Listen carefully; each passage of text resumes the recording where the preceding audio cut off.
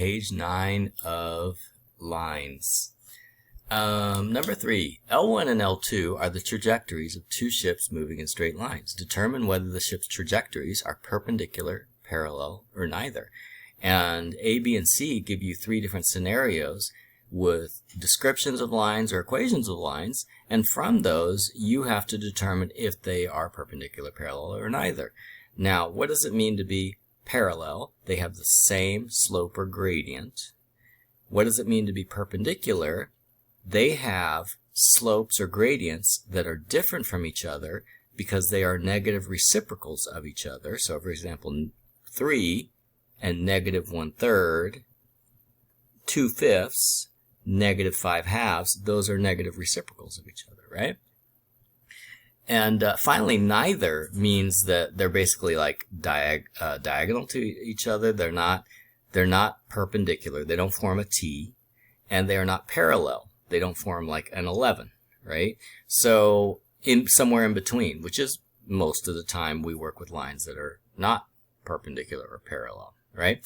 So how do we figure that out? Like I was saying, in every single case, what is important is the slope or the gradient. So what we really need to know is the slope or the gradient in each case. And remember that using the forms that are on the formula booklet, these 2 forms in particular, we have, if we arrange the lines in these forms, then we know that the slope is the number that remains in this position. Multiply times x in this case, and multiply times x minus a number in this case, okay? So let's try one, and then I think it'll become more clear. So let's do A. Line L1 passes through the points 0, -4, and -1, -7, and line 2 passes through the points 3, 0, and -3, 2. Now, if you wanted to, you could use these 2 points and the slope formula to find out the slope, but remember, the hardest problem in the IB lines unit is actually the easiest one, because we could just use stat, calc, lin, reg to find out the slopes between any pair of points. So we're going to do that. So we're going to put 0, -4 in the calculator across, right, not down. 0, -4 across. And then -1, -7. Okay, and then I'm going to do stat, calc, lin, reg. Oop, stat. Oh, not that. That's not the calc. It's this calc. Stat, calc. Oops. Stat. I'm really messing up here. Stat, calc, lin, reg is option 4. So I go down to 4, press enter. L1 and L2 is there. Frequency list is blank. It's perfect. Enter. Okay, and the slope is A. It's 3. Okay, so the slope for these 2 points is 3. Okay, now let's do the other pair of points, 3, 0, and -3, 2, and see what the slope is between those. Stat, edit. So we're going to put 3, 0.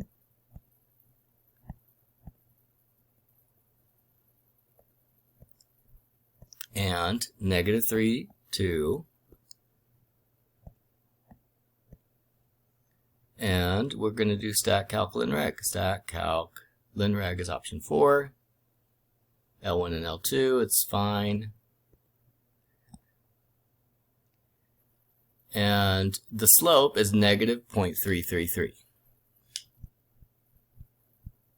-0.333. Okay? Now, how do we test to see if 3 and -0.333 are negative reciprocals? What we do is we multiply them together and see if we get -1. If we multiply them together and we get -1, then it is a negative reciprocal. That is another definition of negative reciprocal. You can actually rewrite -0.333 as a fraction, and then you'll kind of see it too. I'll go through that in a minute, okay? So I'm going to do 3 times -0.333, and then you can see that you get -0.999, which is basically 1. If -0.333 hadn't been rounded, we would have gotten -1. Okay? Another way you can do it is you could convert negative 0.333 to a fraction. And in this case, you're going to want to keep many digits. So just go ahead and put many 3's there. Don't round it off to 333. To give the calculator the impression that actually it's 3 going on forever, right? And then if you put math and then fraction, it'll convert it to negative 1/3. Okay, and then you can see, oh, negative 1/3. Negative 1/3 is the negative reciprocal of 3, right? Because if I was to take the negative reciprocal of 3, I would put negative 1/3, right? I would invert it, and then I would make it negative, so I get negative 1/3. Okay, so yes, it is perpendicular. That's the symbol for perpendicular, by the way. Okay, all right, let's look at B. Line L1 has this equation, which is in standard form. And line L2 has this equation, which is in gradient, point gradient form. So point gradient form is very convenient because since it is in point gradient form, which we recognize by y minus something equals the slope times x minus something, since the slope is in the position of m, we know that 0.25 is the slope of the green line. What about the red line? Is this the slope of the red line? No, it's not, because the standard form equation from its appearance tells us almost nothing. We need to rearrange it so that it looks like a slope-intercept form to actually get information about the gradient or slope from it. So how do we do that? What's the difference between standard form and gradient-intercept form? Gradient-intercept form has y by itself on the left side, and standard form does not. So what if we isolate the y on one side for the red equation? Would that get us the gradient-intercept form? Yeah, it would. So let's, first of all, we're going to rewrite the red equation right here. 2y minus 1/2 x plus 3 equals 0. We're going to add 1/2 x and subtract 3 from both sides. And that would give us 2y equals, and then these would cancel out. And then we would get 1/2 x minus 3. And then we're going to divide everything by 2. So y equals 1/2 x divided by 2 minus 3 divided by 2. And then so it's y equals, and if we do 1/2 divided by 2, you'll find out, let's see, 1/2 divided by 2. Or you could do this with the vertical fraction and put a fraction within a fraction. 1/2 divided by 2 is 1/4, or 0.25. And then the y-intercept, of course, is 1.5. So basically, the slope for the red line is 0.25 also, which means that they are parallel. That's the symbol for parallel. Okay? All right, what about C? Line L1 has equation negative 2/5 x minus 1. So the slope here, it's gradient-intercept form, so we can see that the slope is negative 2/5. And L2 has the equation x minus y over 3 equals 4. That's kind of like standard form because part of it's together with the x, but not completely. Since it is not in gradient-intercept form, it is not in point gradient form, we need to convert it to slope-intercept form or gradient-intercept form. So let's get the y by itself on the left side. So let's do this. We're going to subtract the x from both sides.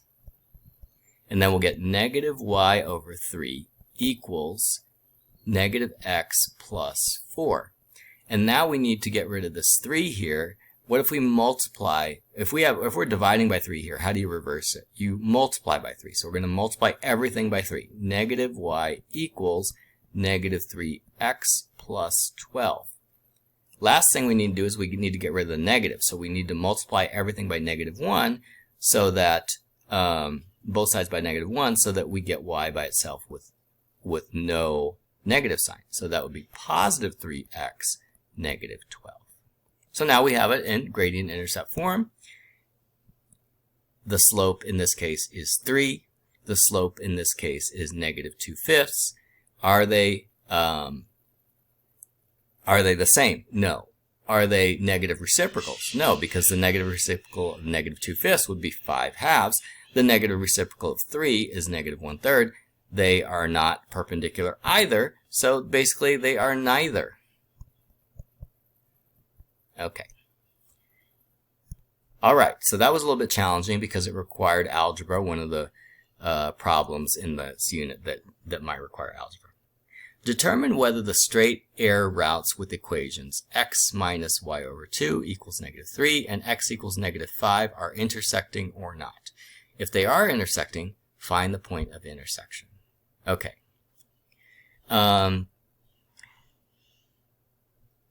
In the case of x equals negative 5, that might ring a bell. X equals negative 5 is the equation for either a horizontal line or a vertical line because it's not in the form where it has x's and y's in the equation, right? So how do we remember what it is, a vertical line or a horizontal line? Well, if it's x equals, then it's a vertical line because vertical lines are parallel with the y-axis, and remember it's like the opposite. So if you have x equals, okay, it is not parallel with the x-axis, okay? So this is a vertical line, okay? And then the other one, x minus y over 2 equals negative 3, is obviously not vertical or horizontal. So if you have a line that's vertical and you have a line that's not vertical, then obviously they're going to intersect at some point, right? The only way two lines are never going to intersect in a plane is if they are parallel, and these are definitely not because only one of them is vertical and the other one is not. So they will intersect, okay? Now, how do we find the intersection? Normally what we do is we put both equations of the line into y equals, and we do second calc intersect, okay? But in this case, we can't, because if you go into y equals, you can see that we need to have the equation in the form y equals something in order to use the intersect function. So, are we stuck? Actually, what we can do is we could use the fact that the vertical line always has the x value equal to negative 5. If the x value is always equal to negative 5, then we could just take this negative 5 and substitute into the other equation and solve for the y value, which makes it true. Okay? Because at this intersection point, x is obviously going to be negative 5 because on the vertical line, x is always negative 5. And then all we need to know is what's the y value of the other line when x equals negative 5. So what we're going to do is we're going to put x equals negative 5 into that x, and then we're going to solve for y. Okay? So negative 5 minus y over 2 equals negative 3. Okay?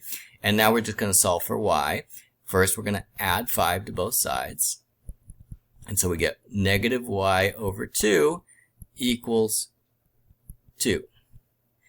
And now we want to multiply both sides by 2 because we have a divided by 2 on the y, on the side that has the y, and we want to get it to be isolated. So we multiply both sides by 2, we get negative y equals 4. And now we multiply both sides by negative 1 because we have a negative y and we just want y by itself. So we multiply both sides by negative 1 and we get y equals negative 4. And so our solution is the point of intersection is negative 5, which is the x value, and negative 4, which is the y value. So that's a little bit tricky because they put in a vertical line and then you're unable to use the second calc intersection function. Okay, last one. A straight connecting street segment is built perpendicular to an existing street with equation y equals 2/7 x plus 3. Determine the equation of the line of the new street segment which passes through the point negative 1, negative 0.2. Okay, first of all, we want the other street to be perpendicular. which means that we're going to take the slope from the original street and we're going to find the negative reciprocal. So what is the upside down fraction negative of 2/7? It would be negative 7/2, right? So the slope of the new street is going to be negative 7/2. And then we are going to use this slope and we're going to use this point. How do you make an equation of a line from a slope and a point? You use the gradient or point gradient form, which is at the top of the sheet or the top of the next sheet, y minus y1 equals m times x minus x1. When you have this on the exam, go ahead and write this formula down first to show that you're using the right formula. Then you're going to put negative 7/2 in for m, and you're going to put negative 1 in for x1, and you're going to put negative 0.2 in for y1. Be sure to kind of like reverse the order here, because the first one goes into the second position and the second one goes into the first position. Easy to make a mistake. So y minus negative 0.2. And what I like to do is put it in parentheses and go ahead and write it out with all the negative signs of subtractions before I cancel them out in my head, because canceling them out in your head is easy to make a mistake. And the slope is negative 7/2, and then we put x minus negative 1. And I put those in parentheses again. So y minus 0.2 can be simplified into y plus 0.2. And x minus negative 1 can be simplified into x plus 1. Okay? Now, we have the equation of the line right here in point gradient form. And they didn't ask us to put it in a specific format. They didn't ask us to put it in the gradient intercept form or the standard form. So we're done. We just fill in x1, y1, and m into the point gradient form, and that's the equation of a line. So we're done.